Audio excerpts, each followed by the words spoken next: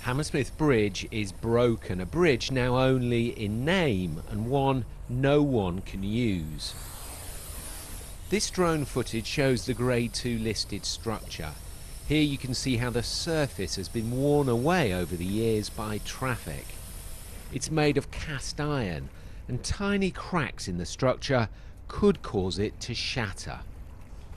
Its closure has meant huge inconvenience for those who live here.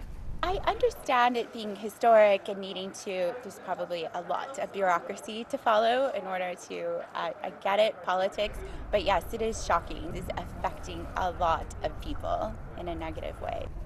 The owners, Hammersmith Council and the government are working to reopen it. But it's not just this bridge that's condition is getting worse. Just to give you an idea, elsewhere, 7 of London's bridges are owned by Transport for London, and all of them are showing varying degrees of deterioration.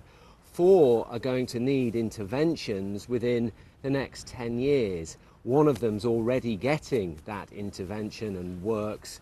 That's Vauxhall Bridge. Having not only Hammersmith Bridge in this dire condition, but other bridges, Vauxhall Bridge has been closed, London Bridge has been closed. There was the incident when one of the bascules, as they're called, on Tower Bridge got stuck up.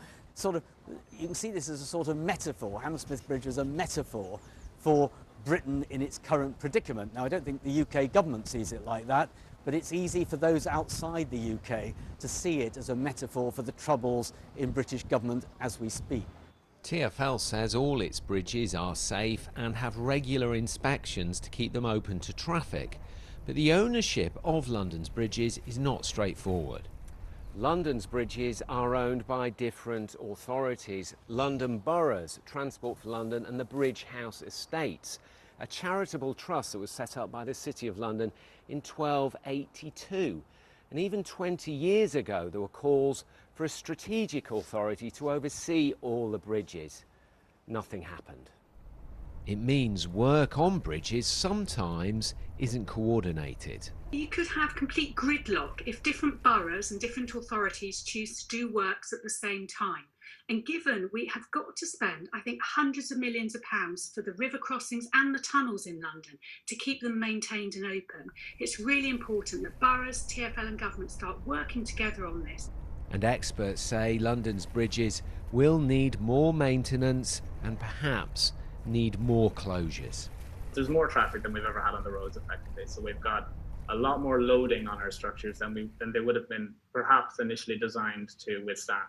We also have a lot of bridges that have exceeded the original design life, which means that they're at a stage that they weren't expected to still be fully operational at this stage. And we also have then the third element then is climate change, which is putting increased stress on this infrastructure by more rainfall, flood water, thermal cracking from heat waves, all of this kind of thing. This perfect storm is what we now face. It's not clear when or how Hammersmith will reopen. Cities are partly defined by their bridges.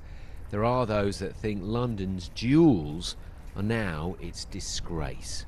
Tom Edwards, BBC London.